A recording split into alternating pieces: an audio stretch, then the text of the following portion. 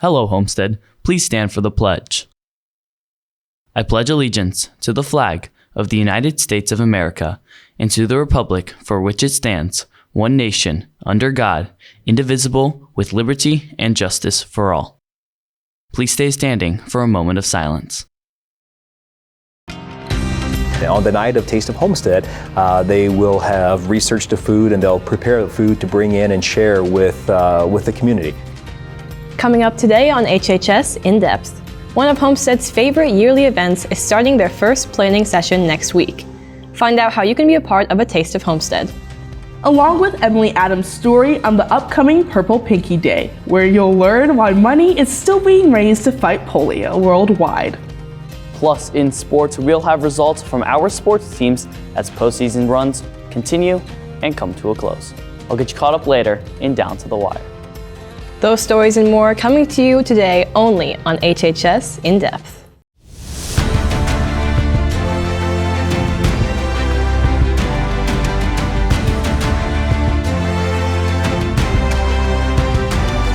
From Homestead Media, this is HHS In Depth. Hello, Homestead. I'm Michelle Obioma. And I'm Nada DeHook. And Michelle, every year at Homestead, the Foreign Language Department hosts the Taste of Homestead event during second semester. It's one of the school's most well-attended events, where students have a chance to share food from countries all around the world. When the event was first created in 2015, there were only 7 booths from the language clubs. Last year, students got the chance to sample foods from nearly 50 different countries in one night, a unique experience not many schools have to offer.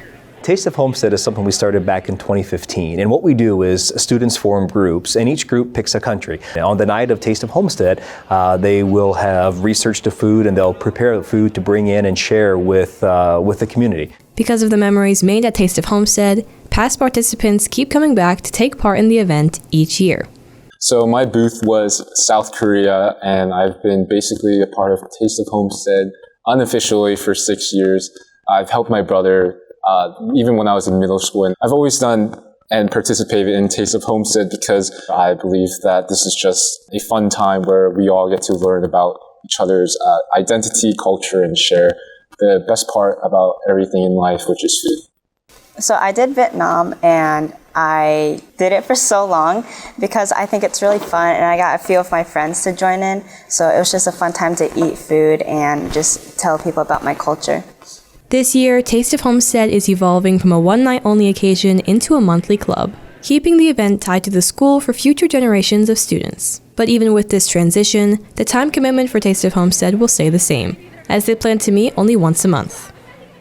If you are interested in making your own booth for Taste of Homestead this year, go to the first call-out meeting Tuesday, October 25th in Mrs. Martin's room, room 607. Contact Senior Peeper at the email shown below if you have any questions.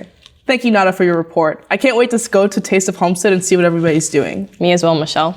One thing not on the minds of many Americans is the polio disease, since it has been eradicated since 1979. But that is not the case for the rest of the world. HHS In-Depth reporter Emily Adams joins us now to tell us about an upcoming fundraiser that Homestead students can help raise money for. Is it really extinct? Unfortunately, it is not. Since its discovery in 1894, polio has taken countless lives and continues to do so in Afghanistan and Pakistan. One lucky survivor, Mr. Bill Harris, shares his experience with polio. When I was first diagnosed, we were getting ready to go to school, and lo and behold, I started to feel bad, like I had the flu. I got to the point where I couldn't move my neck, and we called the physician, and he said, I don't know what it is. Let's just assume you have polio and treat it that way. We'll treat the symptoms. Never was hospitalized, never was paralyzed, which was just marvelous, because when I see people who have had polio and have great big clunky braces or crutches or anything like that, it just makes me tear up, because I could have been there. I could have done that. Mr. Harris explained that when they give out vaccines, they mark the child by dyeing their pinkies purple. Likewise, this Monday, we can expect donators to get their pinkies painted or attach a small string to them. Mr. Harris also told us what students can do to support the cause. You don't know polio because it's been gone from this country, but it's still a problem worldwide. And anything you can do to eradicate polio is something I encourage you to do. Please donate this Purple Pinkie Day, October 24th. If you want more information, Mr. Harris will be here on Monday to answer questions. Together, we will end polio. For HHS In Depth, I'm Emily Adams. If you thought the unexpected snow these past few days was surprising, just wait for what's coming up later this week. I'll be back later to tell you what you can expect coming this weekend.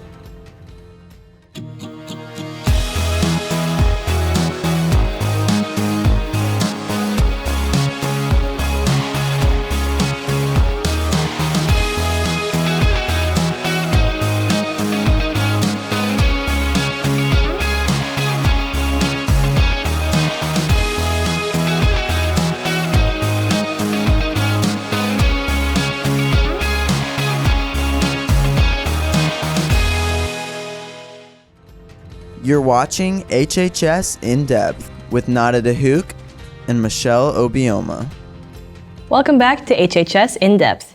Need some brain food? Homestead's academic teams have partnered with Moe's Southwest Grill for a fundraiser that will feed your family dinner for a night out.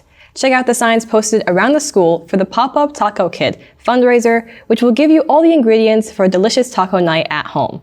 Place your order via the QR code on the flyer or see Mr. Colglazier in room 520 by noon on Wednesday, October 26th. Get some great food and help the academic teams at the same time. Homestead High School was excited to host the 2022 Non-Traditional Employment for Women Workshop Fort Wayne this past Tuesday, October 18th.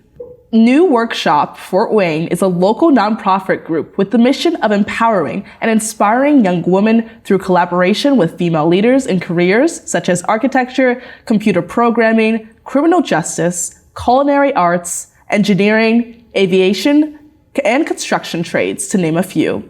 This workshop provided a hands-on opportunity that allowed students to explore a variety of these non-traditional careers for women.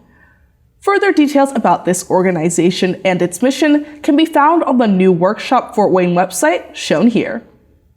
Do you dream about traveling the world? Get out to the informational meeting on October 26th at 6 p.m. in the Freshman Academy's seminar room to learn more about the 2024 trip to Australia, New Zealand, and Fiji. You and your family can RSVP to the meeting by getting the link from the QR code shown here. And now, here's HHS In-Depth reporter Matthias Arismendi with a story on how one Homestead graduate has recently opened up their own business in the community, designing and selling clothes. I'm here in northern Fort Wayne, outside of a business owned by a former Homestead student, Jocelyn Ambrioli, and she tells her story on how she got to where she is now. My name is Jocelyn Ambrioli. I graduated from Homestead in 2019. I am a full-time college student and also a full-time business owner.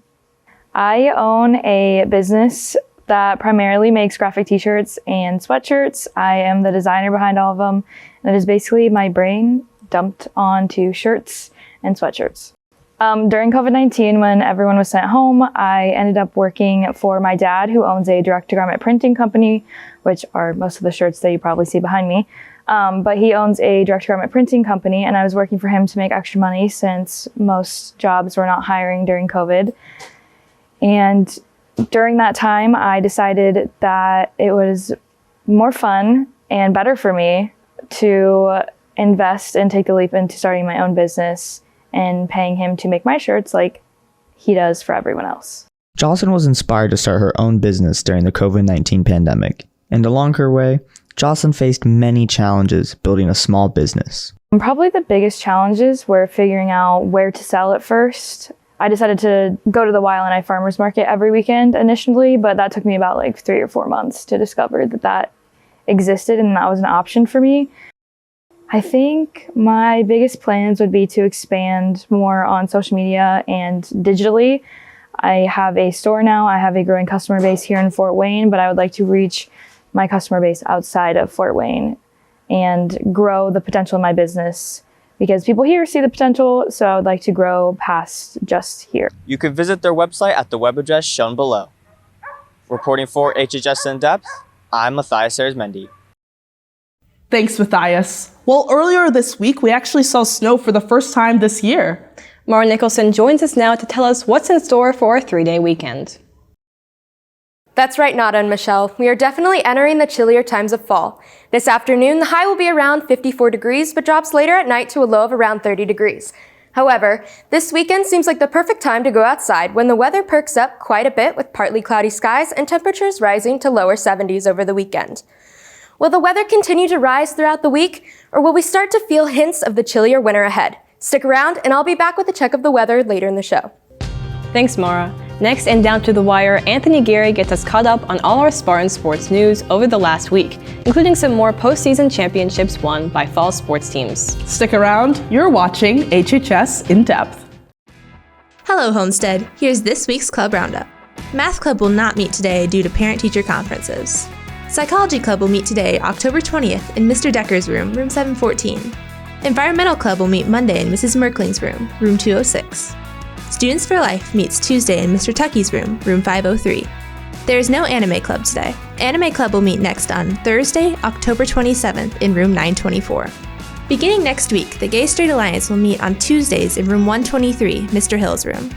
K-Pop Club meets next on Friday, October 28th in room 924.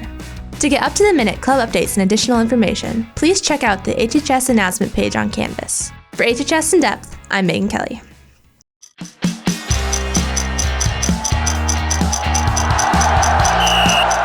Welcome back to Down to the Wire. I'm Anthony Gary. Two more of our fall sports seasons ended last week, being the girls soccer team and the boys tennis team.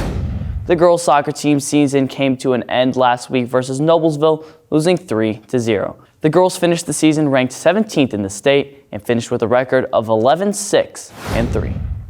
The boys tennis team season also came to an end last week.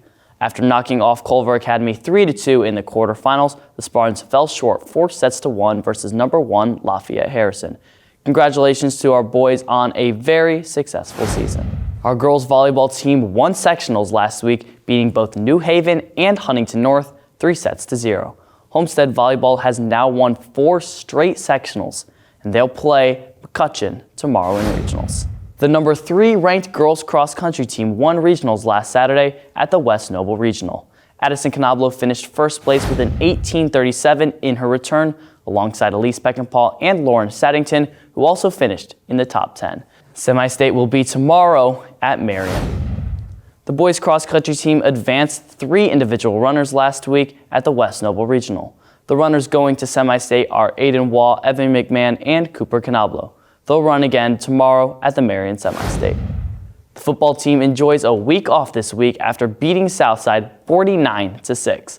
Next week, we'll start the postseason as they will travel down to number 1 Hamilton Southeastern for the first game of sectionals.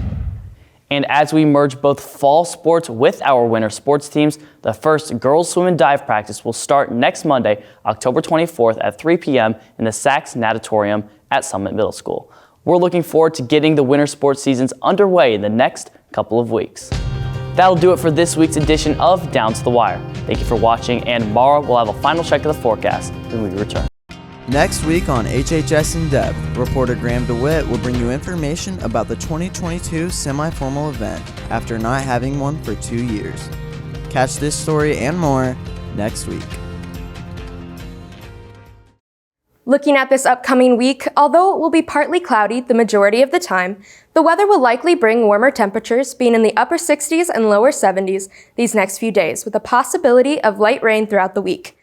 So although we might not get another snow shower anytime soon, it's certainly not a bad idea to grab a jacket on your way out the door for those ever-changing fall temperatures. Nada, Michelle, back to you. All right, thank you, Mara, and thank you for watching today. Good luck to all of our Homestead athletes and other performers in action this week. Want to catch up with HHS In Depth beyond the news show? Check out our Instagram for updates on future shows and nationwide news. Have a great 3-day weekend, and we'll see you back here again next week.